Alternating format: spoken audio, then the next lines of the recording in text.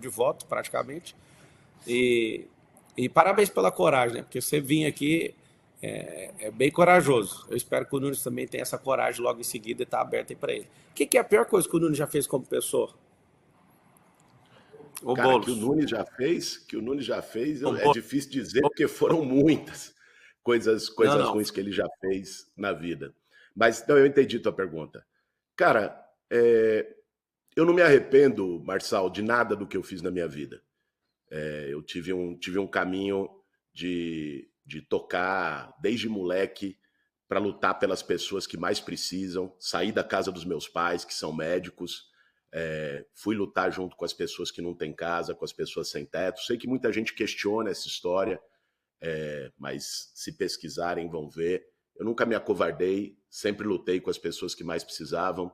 Eu não me arrependo de nada do que eu fiz, cara. Por isso teria dificuldade de te dizer a pior coisa que eu já fiz na vida, porque não tenho nenhum grande arrependimento em relação à trajetória que eu segui, que foi sempre de acordo com a minha consciência. Tá, então significa que se você fizer uma coisa que os paulistanos não aprovam, você não vai arrepender, então. Você vai ser um tipo de político que, se conseguir governar São Paulo, você não vai arrepender das coisas que você faz, então.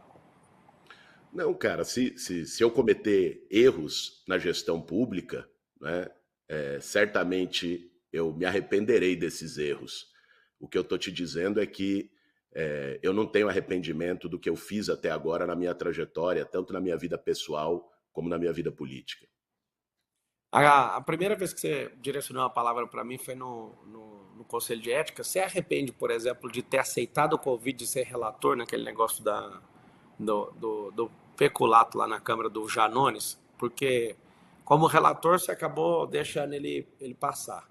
Mas, pelo menos até aceitado o convite, você não precisaria ter aceitado. Você arrepende de ter aceitado o convite ali na conjuntura, na pré-candidatura para ser candidato a prefeito de São Paulo? Eu não me arrependo, eu acho que você me dá a oportunidade de falar um pouco sobre esse caso. Cara, ali você sabe que no Conselho de Ética houve um sorteio. Não fui eu que fui atrás do caso e tal. Eu fui sorteado para poder relatar o caso. E fui ver o caso e estudar os precedentes no Conselho de Ética. E você tinha ali, no Conselho da Câmara, vários casos de deputados que cometeram uma série de crimes, ou eram suspeitos de uma série de crimes, e que não foram sequer julgados pelo Conselho de Ética, porque isso aconteceu antes do mandato parlamentar atual, antes da atual legislatura. Então, se esse era o critério do Conselho de Ética para vários outros casos, pau que bate em Chico tem que bater em Francisco, não pode ter diferenciação. Ali eu não absolvi o Janones. Ali, o que eu disse é que o Conselho de Ética tinha um critério para poder julgar as pessoas e que esse critério que foi utilizado para outros deputados tinha que ser utilizado também no caso do Janones. E repeti naquele dia e sempre que fui perguntado o seguinte: rachadinha para mim é crime? Se a Polícia Federal constatar que o Janones cometeu rachadinha, que ele seja preso, assim como qualquer outro caso de rachadinha, como o do Flávio Bolsonaro, que é investigado por isso. Eu não passo pano para Eu ninguém, Marcão. emissão das provas lá, a pergunta foi a questão de, mesmo sendo sorteado, você poderia falar não, né? E a relatoria cair para outro deputado. Deixa eu te fazer outra pergunta.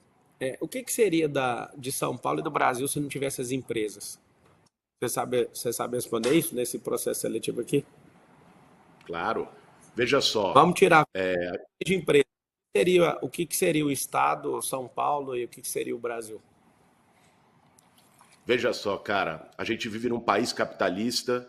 São Paulo é a cidade mais pujante economicamente desse país e, portanto, as empresas têm um papel decisivo num país capitalista, que é poder gerar empregos para que as pessoas possam trabalhar. Essa ideia de que eu ou a esquerda sejamos contra empresas não é uma ideia verdadeira.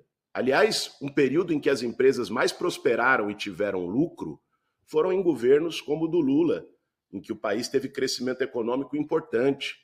O que eu não concordo e não admito, né, é que empresas entrem no poder público para poder apenas ter o seu lucro e prestar um serviço muito ruim para a população. Eu tenho dado exemplo nesse embate eleitoral, Marçal, do caso dos cemitérios, do serviço funerário aqui em São Paulo. O Ricardo Nunes, no governo dele, privatizou os cemitérios.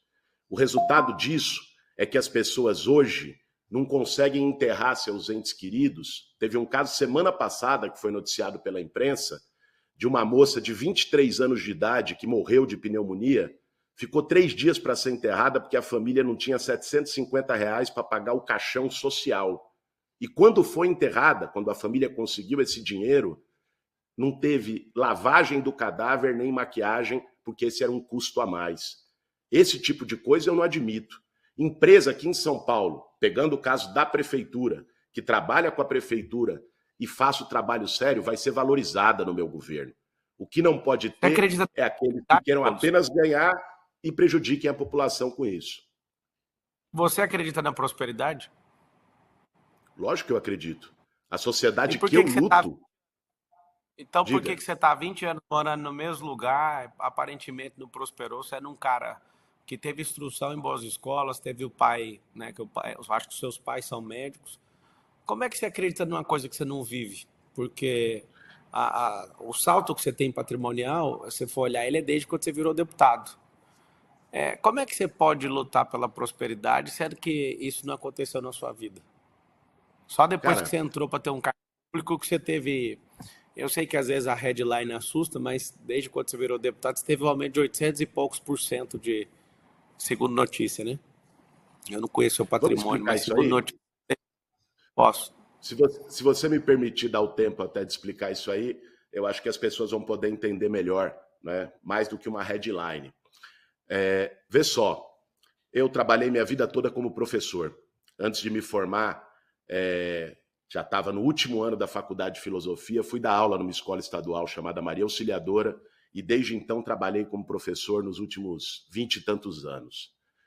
Professor, cara, é uma profissão que não dá dinheiro. É uma profissão que você faz por vocação, por acreditar. Eu me considero uma pessoa próspera trabalhando como professor, porque fazia o que eu gostava, porque nunca passei necessidade, a minha família nunca passou necessidade, sempre pude ter um padrão de vida compatível com o que eu ganho, né? Então, a prosperidade, Marçal, para mim, não é apenas os cifrões que as pessoas têm na conta bancária, né? Eu acho que as pessoas que entendem prosperar dessa forma têm todo o direito. O que eu defendo, e estou na política também para isso, é para que todo mundo possa prosperar, cada um do seu jeito. Eu me considero uma pessoa próspera. Me considero uma pessoa próspera porque, para mim, diferente de muitas famílias em São Paulo, não falta nada. Minhas filhas nunca tiveram nenhuma carência e sempre vivi do meu trabalho. Sobre essa coisa do aumento patrimonial, a headline só esconde o seguinte: a minha casa, que é essa aqui de onde eu estou fazendo a nossa live, a nossa sabatina, ela não estava no meu nome. Isso não tem nada a ver com o meu trabalho como deputado federal. E eu transferi ela para o meu nome no final do ano passado, dividido, do meu nome na minha esposa. E, portanto, declarei no meu imposto de renda um patrimônio que não estava no meu nome e passou a estar no meu nome. Esse foi o meu aumento patrimonial do que se diz, né? Não tem a ver com o meu salário de deputado, que eu sigo usando como usava o meu salário de professor para poder sustentar minha família. Então você concorda que o empreendedorismo liberta as pessoas? Eu concordo que as pessoas que sigam pelo caminho de empreender e consigam prosperar do seu jeito precisam ser valorizadas pelo Estado e pela Prefeitura. A Prefeitura não pode aparecer para quem empreende só para cobrar boleto, como acontece hoje. Pergunte, eu tenho conversado com muitos pequenos comerciantes, tenho conversado com muitos jovens empreendedores da periferia, e hoje a prefeitura aparece mais para dificultar a vida dele do que para dar um empurrãozinho, né? Eu, como prefeito de São Paulo, já assumi vários compromissos, Marçal. Um deles será criar a agência municipal de crédito, com juro subsidiado, para poder ajudar esse empreendedor a ter um empurrãozinho, a poder seguir o seu trabalho. Outro deles é criar o Acredita Mulher, para poder ajudar a mulher, a manicure, a esteticista, a salgadeira, a poder tocar o seu trabalho, né? A prefeitura não vai aparecer só para cobrar boleto, como é hoje na gestão do Ricardo Nunes. Vai aparecer para Então, como é ajudar. a empresa? Porque se você concordou que o empreendedorismo liberta, a gente precisa libertar o povo, né? Quem quer ser funcionário público, que seja funcionário público. Quem quiser ser funcionário privado, que seja funcionário. Mas o que mais gera imposto, o que mais gera emprego, o que mais gera inovação, o que mais gera crescimento num país é empresa. Não é um empresário. Empresário é a pessoa que tem CPF e que vai lá e arruma um CNPJ para pôr nas costas, né? Parece que é até uma vantagem o cara, mas na verdade a maior parte das empresas não tem nem lucro no Brasil. E o cara sofre para fazer. Eu quero, nesse recrutamento e seleção, saber o seguinte: você realmente acredita que o governo tem que estimular o trabalhador a virar empreendedor? Sim ou não? Marçal, aquele trabalhador que queira virar empreendedor, o governo tem que dar oportunidade para ele. Não tenha dúvida disso. Agora eu vou te dar um exemplo muito objetivo. Você falou de empresas. Teve uma coisa que tanto eu, como você, como a Tabata, com as nossas diferenças ideológicas, defendemos no primeiro turno. Coisa que o meu adversário agora não fez. Que foi levar empregos para a periferia. Né? Já tinha na minha proposta, no meu programa de governo, a prefeitura dar incentivos para empresas poderem gerar empregos na periferia para o trabalhador. Pega um exemplo. Você tem hoje uma concentração de empregos na região central. Você vai lá na Barra Funda, que é o distrito que tem mais emprego por habitante, tem 700 empregos para 100 moradores. Você vai lá em Cidade Tiradentes, que é o que menos tem 3 empregos para 100 moradores. Mais de 2 milhões de pessoas saem todo dia de manhã da Zona Leste para ir para o centro trabalhar. Eu tive conversando com vários empresários ao longo dessa campanha. Um deles foi o setor de call center.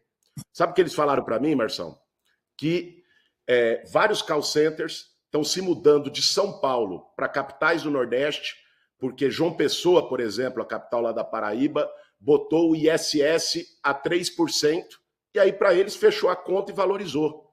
Eu perguntei para eles, se eu botar o ISS a 3% em Cidade Tiradentes, ou no Grajaú, no Itaim Paulista, vocês vão? Eles falaram na hora. Para mim é muito mais fácil mudar a operação para um outro bairro do que mudar para um outro estado.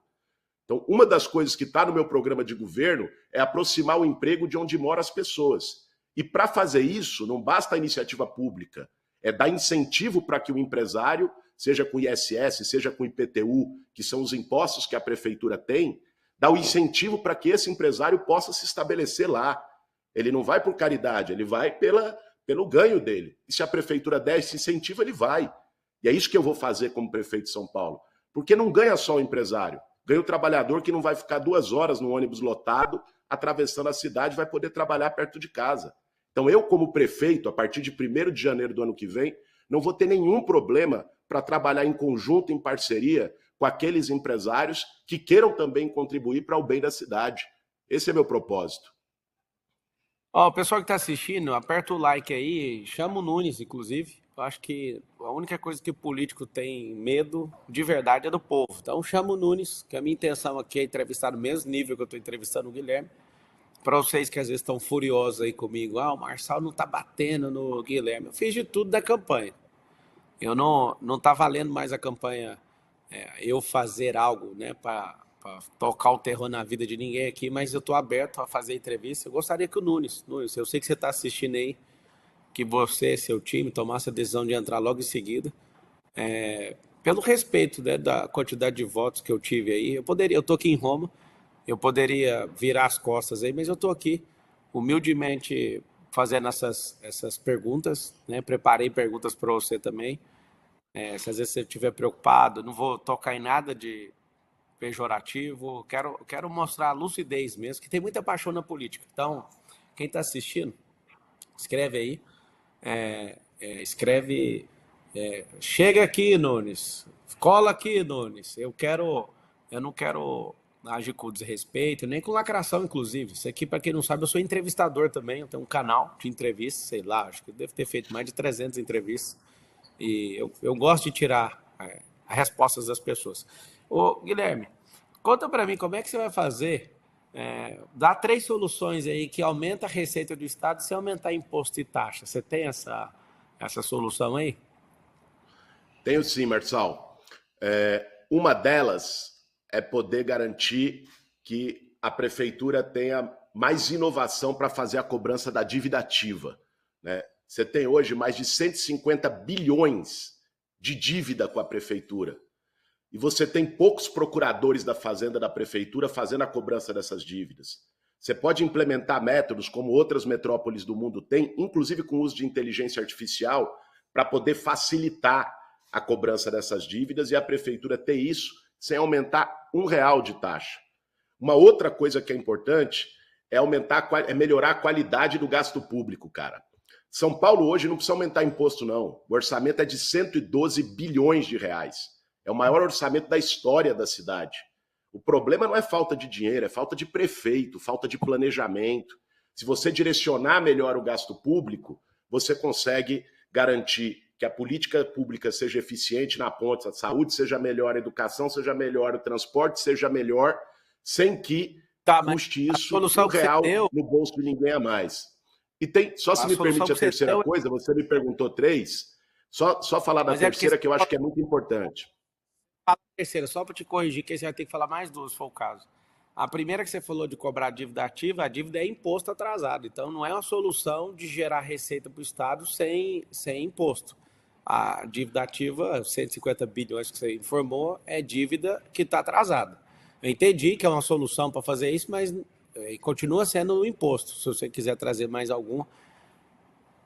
Vamos lá, não, só para a gente corrigir, isso aqui não significa aumentar imposto, né? É uma dívida que já está inscrita, que não cabe ao prefeito que entrar, o prefeito nem poderia falar essa dívida não existe mais. É um passivo que já está lá por determinações legais e cabe à prefeitura cobrar. Agora, a terceira coisa, eu acho que ela é a mais importante, Marçal, é não desviar dinheiro público, cara. Hoje nós temos na Prefeitura de São Paulo alguém cheio de suspeitas. Máfia de creche, teve... Cara, uma coisa que eu não acreditei quando eu vi foi das armadilhas da dengue. Pode parecer pouco para as pessoas. A armadilha de mosquito da dengue... Pedir um favor, ô Guilherme, vamos manter o nível aqui. Eu foco as perguntas, eu estou te entrevistando. Não entra nesse jogo, que eu posso fazer mais perguntas e aí, para manter o nível aí do que a gente combinou, né? Focar no seu perfil, para você, o povo te contratar ou não. Eu sei que às vezes... Mas claro, cara, mas falar que eu não vou fazer corrupção e vou combater a corrupção dentro da prefeitura é a principal resposta de como fazer o gasto público ir para o lugar certo, a prefeitura ter dinheiro para fazer as coisas sem mexer R$ 1 no bolso das pessoas. É importante ter isso em mente. Isso não é baixar o nível, não, é trazer fatos para o nosso debate. Fatos que, inclusive, são públicos e divulgados. Né? Sempre o cargo também tem que receber porrada e tudo, mas a proposta dessa entrevista não é essa. Me dá só a ideia brilhante, porque até agora eu não percebi a ideia do gerar receita sem mexer com o imposto. Tem essa solução ou não? Cara, não existe bala de prata em caixa público, não. Existem medidas que têm que ser tomadas para melhorar aquilo que já tem. E eu citei para você 3 medidas que melhorem. Agora, é importante, Marçal, porque esse diálogo é entre nós dois aqui, mas como você colocou no início da tua fala, esse diálogo também é com mais de 1.700.000 pessoas que apostaram em você, que votaram em você no primeiro turno. E eu sei que muitas dessas pessoas estão cogitando no próximo domingo votar no Ricardo Nunes, até por razões ideológicas e tudo mais. Mas é importante que essas pessoas que estão assistindo a gente agora ou vão assistir a gente depois, saibam que se fizerem isso, vão estar votando em alguém, cara, que é um covarde, que foge de discussão, que foge de debate, que fugiu de estar aqui, que fugiu de perguntas incômodas como essa ao longo de toda a campanha, feitas não só por mim, feitas por você, feitas pela Tabata, feitas pelo Datena, feita por outros candidatos. Então é importante as pessoas terem isso em mente quando forem para a urna no domingo, né? O que você responde de imediato para as pessoas que estão falando que você está copiando aí o estilo do papo?